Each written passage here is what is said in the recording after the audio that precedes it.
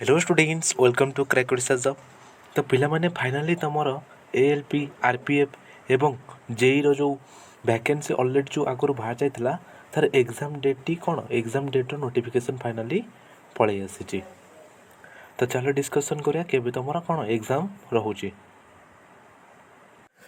तो पिलामाने ये होची तमर डिफरेंट पोस्ट जेहेतु डिफरेंट पोस्ट ताले डिफरेंट पोस्ट पाई अलग अलग पोस्ट पाई कौन अलग अलग दिन मध्ये एग्जाम रहिबो हैला पिला माने। तो प्रथम तमर आसिला कौन ना प्रथम तमर आसिला एएलपी रो एग्जाम रोची डेट रोची केबे ना 25/11/2024 टू 29/11/2024 पर्यंत रोची कौन डेट जोटा तुम एएलपी रो एग्जाम डेट रोची।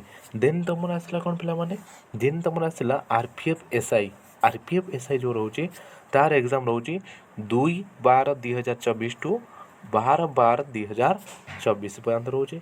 देन तुमर 3 रहा तुम टेक्नीशियन तुम एग्जाम डेट रोची 18/12/2024 टू 29/12/2024 पर्यंत रोची। देन तुम 4 रे आसला जेई एंड अदर्स जो पोस्ट गुड़ी रहा एवं तार को डेट रोची ना तार डेट रोची 13/12/2024 टू 17/12/2024 पर्यंत रोची। ये थी डिटेल्स पिला माने तुमर टोटाली 4टा डिफरेंट पोस्ट जार अलग अलग कौन दिन एग्जाम रोची।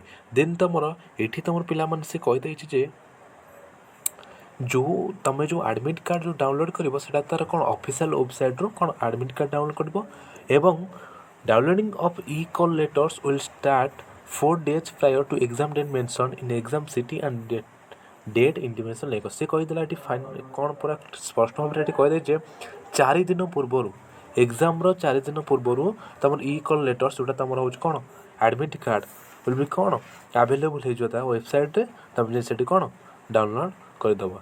ये छोट इनफॉरमेशन पिला माने तो रोज पिला माने चैनल को लाइक शेयर और सब्सक्राइब करदेव। फोन देखा नेक्स्ट वीडियो रे। जय जगन्नाथ।